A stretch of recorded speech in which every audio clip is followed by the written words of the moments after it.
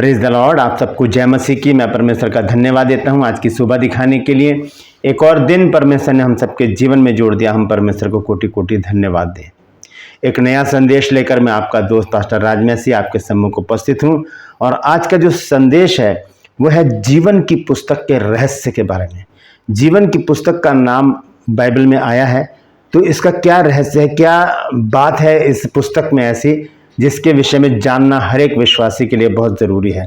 तो बहुत महत्वपूर्ण संदेश है, इसे पूरा सुनिए और इसे शेयर भी कीजिए ताकि और भी लोग इस भेद की बात को जानें, इस रहस्य को जानें और अपने जीवन को वैसे ही गुजारने का प्रयास कर सकें।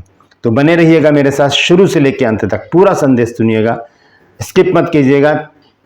कोशिश करूंगा जल्दी से जल्दी इसे समाप्त करने की, इसलिए मैं आपसे गुजारिश करता हूं कि इसे पूरा संदेश सुनिए और इसे शेयर भी कीजिए। मैं आपसे गुजारिश करता हूं कि मेरा जो दर्शन है हॉस्पिटल बनाने का, उसके लिए आप निरंतर प्रार्थना करते रहिए। और यदि परमेश्वर आपके मन में कुछ डालता है, क्योंकि आप जानते हैं कि हॉस्पिटल बनाने के लिए ज़मीन और धन की हमें ज़रूरत पड़ती है, तो ये जो दर्शन है ये मेरा नहीं, ये हम सबका है।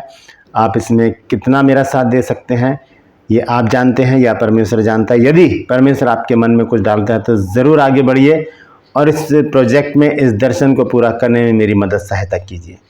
ये मेरे नंबर हैं, दोनों नंबर पर आप मुझसे व्हाट्सएप कॉल कर सकते हैं, व्हाट्सएप मैसेज कर सकते हैं, SMS कर सकते हैं, नॉर्मल कॉल से बातचीत कर सकते हैं या मैसेंजर से भी आप मुझसे बातचीत कर सकते हैं। मैं हर एक कॉल उठाता हूँ, मैं आपसे बातचीत करूँगा और आप मुझे बताइए कि आप इस दर्शन को आगे बढ़ाने में, पूरा करने में मेरा कितना साथ दे सकते हैं, क्योंकि ये परमेश्वर का काम है, हमें मिलकर इस काम को करना है। तो मैं आपसे गुजारिश करता हूँ इस विषय को गंभीरता से लीजिए, क्योंकि हमें बहुत जल्द इस काम को शुरू करना है। इसके एवज में परमेश्वर आपको बहुतायत से आशीष देगा।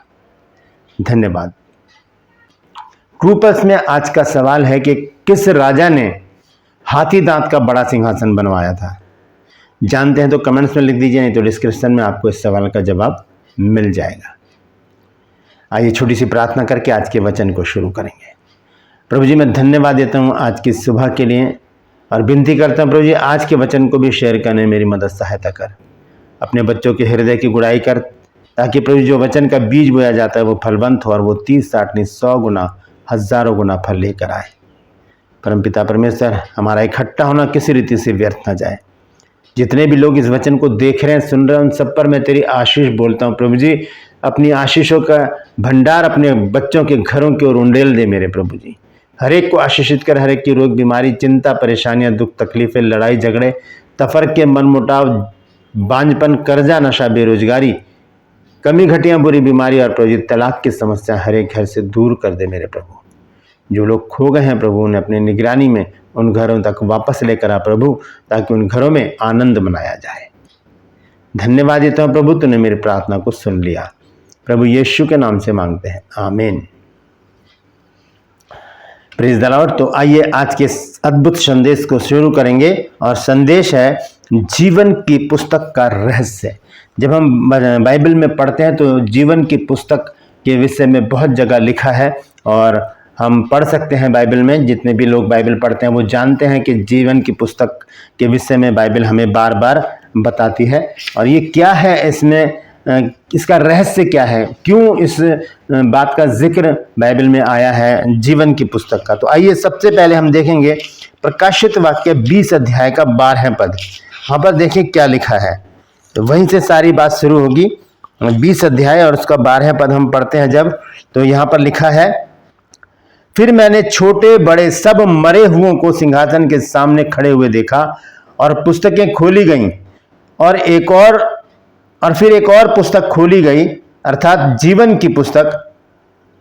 और जैसे उन पुस्तकों में लिखा हुआ था उनके कामों के अनुसार मरे हुओं का न्याय किया गया। मरे हुओं का न्याय किया गया। यहां से ध्यान से सुनिएगा, यहां पर लिखा क्या है। यहां लिखा है कि फिर मैंने छोटे बड़े सब मरे हुओं को सिंहासन के सामने खड़े हुए देखा। ये सब लोग जीवित हो जाएंगे, जितने भी जो लोग मरे हैं सबको परमेश्वर क्या करेगा, जीवित करेगा न्याय के लिए। चाहे उन्होंने अच्छे काम किए हों चाहे बुरे काम किए हों। अच्छे काम करने वाले पुनरुत्थान, उनका पुनरुत्थान होगा। कि वो स्वर्ग में जाएं और बुरे काम करने वाले नरक में डाले जाने के लिए जलाए जाएंगे ताकि उनका न्याय हो। हम देखते हैं कि जीवन की पुस्तक का जिक्र यहां पर लिखा है कि एक पुस्तक खोली गई, अर्थात जीवन की पुस्तक, और जैसे उन पुस्तकों में लिखा था उनके कामों के अनुसार मरे हुओं का न्याय किया गया। यानी कि पुस्तकों में हमारे सारे कामों को लिखा जा रहा है। ध्यान दीजिएगा इस बात पर, क्योंकि पुस्तकें खोली जाएंगी और न्याय किया जाएगा। एक गीत भी हम गाते हैं कि खुल जाएंगी किताबें जब भी हिसाब होगा, इंसाफ का तराजू यीशु के हाथ होगा। तो ये किताबें खोली जाएंगी, ये जिस पर हमारे काम लिखे होंगे, एक एक समय लिखा होगा, एक एक दिन लिखा होगा, एक एक पल लिखा होगा, हर एक बात लिखी होगी, छोटी से छोटी और बड़ी से बड़ी बात उस पुस्तक में हमारे विषय में लिखी होगी। हम जब देखते हैं प्रकाशित वाक्य 20:12 में, तो यहाँ पर साफ लिखा है कि पुस्तक खोली जाएगी और तब उन लोगों का न्याय होगा। बिना पुस्तक के खोले न्याय नहीं होगा। तो ये पुस्तक है क्या? इस पुस्तक में किन के नाम लिखे हुए हैं? मैं आज आपको 3 बातें ऐसी बताऊंगा जो अगर हम उन्हें करना शुरू कर दें तो हमारा नाम जीवन की पुस्तक में लिख दिया जाएगा और कोई भी उसे मिटा नहीं सकता। परमेश्वर को छोड़कर कोई भी उसे मिटा नहीं सकता। तो आइए देखेंगे वो काम है क्या। हम देखते हैं मलाकी की पुस्तक 3 अध्याय और इसके 16 पद को जब हम पढ़ते हैं तो वहां पर 3 बातें लिखी हैं ऐसी जो हमें बताती हैं कि ये 3 काम जब हम करेंगे तब परमेश्वर अपनी पुस्तक में हमारे नामों को लिख लेगा। मलाकी 3 अध्याय 16 पद यहां लिखा है, तब यहोवा का भय मानने वालों ने आपस में बातें की और यहोवा ध्यान धरकर उनकी सुनता था, और जो यहोवा का भय मानते और उसके नाम का सम्मान करते थे उनके स्मरण के निमित्त उसके सामने एक पुस्तक लिखी जाती थी। यह है जीवन की पुस्तक का रहस्य। मलाकी 3 अध्याय और उसके 16 पद में हम पढ़ते हैं। 3 बातें यहां पर लिखी हैं। सबसे पहले लिखा, तब यहोवा का भय मानने वालों ने आपस में बातें की। आपस में बातें की। कौन सी बातें करते हैं जब हम इकट्ठे होते हैं? तो हंसी टट्टा, गाली गलौच, व्यर्थ की बातें, चुगली, बुराई, इन बातों को जीवन की पुस्तक में नहीं लिखा जाएगा। ये बात नोट कर लीजिए। पहली बात, ऐसी बातें जब हम करते हैं तो वो बातें हमारे लिए नहीं लिखी जाएंगी। जो अच्छी बातें हम करते हैं, जो हम धर्म की बातें करते हैं, बाइबल की बातें करते हैं और परमेश्वर के राज्य की बातें करते हैं, प्रभु यीशु मसीह की बातें करते हैं, बाइबल की बातें करते हैं, वचन की बातें करते हैं, वचन के भेदों को जानने का प्रयास करते हैं, एक दूसरे से बातचीत करके पूछते हैं वचन के बारे में, वो बातें क्या होती हैं? वो जीवन की पुस्तक में लिख दी जाती हैं। यहाँ पर लिखा है कि तब यहोवा का भय मानने वालों ने आपस में बातें की और यहोवा ध्यान धरकर उनकी सुनता था। हम अच्छी बातें करें चाहे बुरी बातें करें, परमेश्वर ध्यान धरकर हमारी हर एक बात को सुनता है। तो जो अच्छी बातें करेंगे, परमेश्वर के भय मानने वाले लोग कभी भी गलत बात नहीं करेंगे, कभी भी ओछी बातें नहीं करेंगे, चुगली नहीं करेंगे, बुराइयां नहीं करेंगे, शराब नहीं देंगे, व्यर्थ की बातचीत नहीं करेंगे, गाली गलौच नहीं करेंगे। वो सिर्फ और सिर्फ वचन की बातचीत करेंगे। जब हम कुछ लोग इकट्ठे होते हैं तो हमें करना क्या चाहिए? हमें परमेश्वर के वचन पर मनन करना चाहिए, बातचीत करना चाहिए, क्योंकि उससे हमारी नॉलेज बढ़ती है। और अगर हम बहुत कुछ जानते हैं तब भी हमें कुछ ऐसा नया मिल जाता है जिससे हमें हर्ष होता है, खुशी होती है कि चलो अच्छा हुआ हमने परमेश्वर के वचन की बातचीत कर ली, तो कुछ नई बात हमें पता चली। तो इसलिए जब हम इकट्ठे होते हैं तब हमें व्यर्थ की बातों को निगलेक्ट करना होगा, उन्हें व्यर्थ ठहराना होगा, हमें परमेश्वर की बातें करनी होंगी। ये सबसे पहली बात है। दूसरी बात क्या है? और लिखा, और जो यहोवा का भय मानते थे, परमेश्वर का भय मानने वाले लोगों का नाम जीवन की पुस्तक में लिखा होगा। तीसरी बात, और उसके नाम का सम्मान करते थे। हम परमेश्वर के नाम का सम्मान जब करते हैं, आदर जब करते हैं, तब हमारा नाम जीवन की पुस्तक में लिखा जाता है। 3 बातें मैंने आपको बताई हैं। पहली बात क्या है? पहली बात यह है कि हम व्यर्थ की बातें ना करें, हम परमेश्वर की बातें करें, परमेश्वर के वचन की बातें करें, उसके आगमन की बातें करें, ऐसी बातें करें जिससे परमेश्वर प्रसन्न होता है। पहली बात। दूसरी बात, हम परमेश्वर का भय मानते हुए अपने जीवन को व्यतीत करें। तीसरी बात, हम परमेश्वर का आदर करें, सम्मान करें। ये तीनों बातें जब हमारे अंदर होंगी तब क्या होगा, हमारा नाम जीवन की पुस्तक में लिख दिया जाएगा और उसे फिर कोई काट नहीं सकता। हम जब प्रकाशित वाक्य में वापस जाते हैं 20 अध्याय में, उसके 15 पद को जब हम पढ़ते हैं तो देखिए वहां पर क्या लिखा है। प्रकाशित वाक्य 20 अध्याय और उसका 15 पद यहां लिखा है, और जिस किसी का नाम जीवन की पुस्तक में लिखा हुआ ना मिला वह आग की झील में डाला जाएगा। आग की झील में डाल दिया जाएगा उसको, जो ये 3 काम नहीं करेगा। पहला काम क्या है, व्यर्थ की बातें नहीं करनी है, सिर्फ परमेश्वर की बातें करनी है। दूसरा काम, परमेश्वर के भय में होकर चलना है। तीसरा काम, परमेश्वर का आदर करना है। ये 3 काम हमें आग की झील में जाने से रोक सकते हैं। स्पष्ट रीति से लिखा है 15 आयत में, और जिस किसी का नाम जीवन की पुस्तक में लिखा हुआ नहीं मिला वह आग की झील में डाला गया। वो आग की झील में डाला गया। एक बहुत अच्छा वचन है नीति प्रकाशित वाक्य 3 अध्याय और उसके 5 पद को जब हम पढ़ते हैं तो देखिए यहां पर लिखा है कि जो जय पाए उसे इसी प्रकार श्वेत वस्त्र पहनाया जाएगा। मैं उसका नाम जीवन की पुस्तक में से किसी रीति से ना काटूंगा, पर उसका नाम अपने पिता और उसके स्वर्गदूतों के सामने मान लूंगा। जो जय पाए, किस पर जय का मतलब होता है विजय पाना, जीत जाना।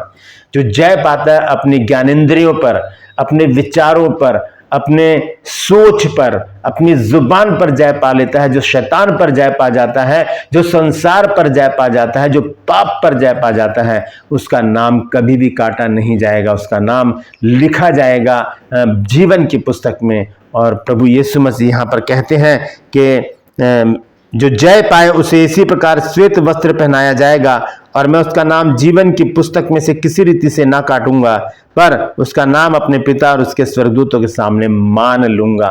यीशु मसीह वायदा कर रहे हैं हमसे, जब वो नाम हमारा जीवन की पुस्तक में लिखा जाएगा तो यीशु मसीह परमेश्वर के सामने, स्वर्गदूतों के सामने हमारे नाम को मानेंगे, इकरार करेंगे कि हाँ ये मेरा बेटा है, ये मेरी बेटी है। तो दोस्तों हमें बहुत ही सतर्क होकर अपने जीवन को व्यतीत करना है।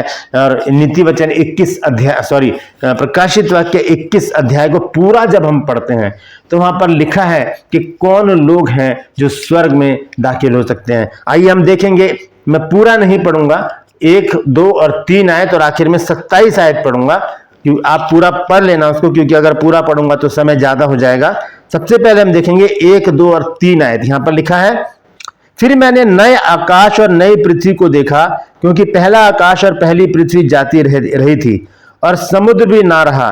फिर मैंने पवित्र नगर नए यरूशलेम को स्वर्ग पर से परमेश्वर के पास से उतरते देखा, और वह उस दुल्हन के समान थी जो उसके पति के लिए श्रृंगार किए हो। फिर मैंने सिंहासन में से किसी को ऊंचे शब्द से यह कहते हुए सुना कि देख, परमेश्वर का डेरा मनुष्य के बीच में है, वह उनके साथ डेरा करेगा और वे उसके लोग होंगे, और परमेश्वर आप उनके साथ रहेगा और उनका परमेश्वर होगा।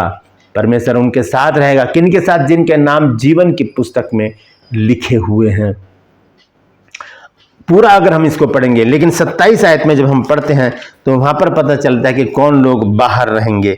27 आयत में लिखा है, और उसमें कोई अपवित्र वस्तु या घृणित काम करने वाला या झूठ का गढ़ने वाला किसी रीति से प्रवेश ना करेगा, पर केवल वे लोग जिनके नाम मेमने के जीवन की पुस्तक में लिखे हैं, वही लोग उस नए यरूशलेम में प्रवेश करेंगे जिनके नाम जीवन की पुस्तक में लिखे गए हैं। तो आज ही अपना नाम दर्ज करा लीजिए, क्योंकि देश में चुनाव होने वाले हैं और जो नए वोटर हैं उनके नाम चढ़ाने के लिए अभी से काम शुरू हो गया है। लोग अपने नाम को चढ़ाने लग गए हैं ताकि वो वोट डाल सकें, जो नए वोटर हैं।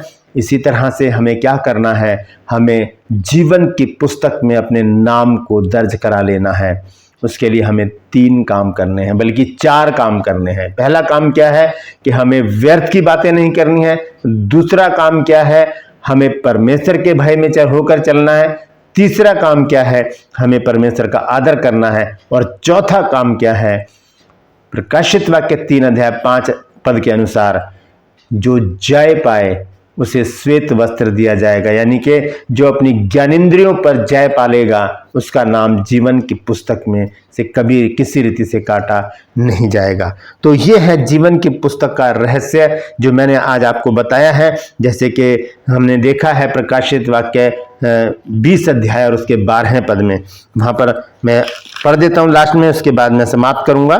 12वें पद में लिखा है, फिर मैंने छोटे बड़े सब मरे हुओं को सिंहासन के सामने खड़े हुए देखा और पुस्तकें खोली गई और फिर एक और पुस्तक खोली गई अर्थात जीवन की पुस्तक, और जैसे उन पुस्तकों में लिखा हुआ था उनके कामों के अनुसार मरे हुओं का न्याय किया गया। दोस्तों, बहुत जरूरी है हमारा नाम जीवन की पुस्तक में होना, क्योंकि मलाकी 3:16 में मैंने आपको बताया कि जब धर्मी लोगों ने बातचीत की, यहोवा के भय मानने वालों ने बातचीत की, तो यहोवा ने उनकी एक एक बात को सुना और वो सारी बातें पुस्तक में लिख ली गईं। तो क्या आपका नाम जीवन की पुस्तक में है?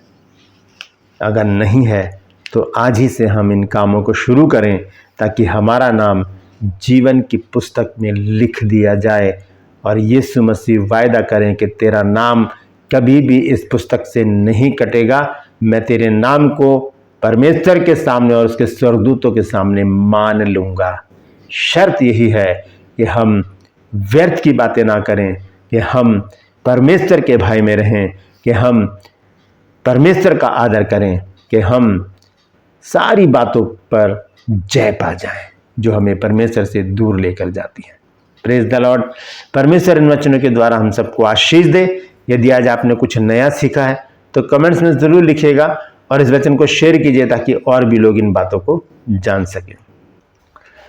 ट्रू पल्स में आज का सवाल है कि किस राजा ने हाथी दांत का बड़ा सिंहासन बनाया था? जानते हैं तो कमेंट्स में लिख दीजिए, नहीं तो डिस्क्रिप्शन में आपके सवाल का जवाब मिल जाएगा। Praise the Lord.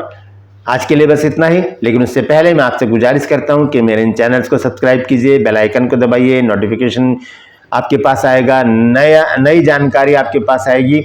और इस चैनल को लोगों को बताइए इस चैनल के बारे में, ताकि और भी लोग हमारे साथ जुड़ें, क्योंकि हमारा टारगेट है लगभग 1 लाख सब्सक्राइबर का। तो मेरे साथ शामिल हो जाइए सच को फैलाने में, क्योंकि ये जिद है सच को फैलाने की। Praise the Lord. आज के लिए बस इतना ही, फिर मिलूंगा एक नए संदेश के साथ, एक नया वीडियो लेकर। तब तक के लिए मुझे इजाज़त दीजिए, लेकिन अपना और अपनों का ख्याल रखिए और जीवन की पुस्तक में अपने नाम को आज ही लिखवाने का काम शुरू कर दीजिए। Praise the Lord. परमेश्वर आप सबको आशीष दे।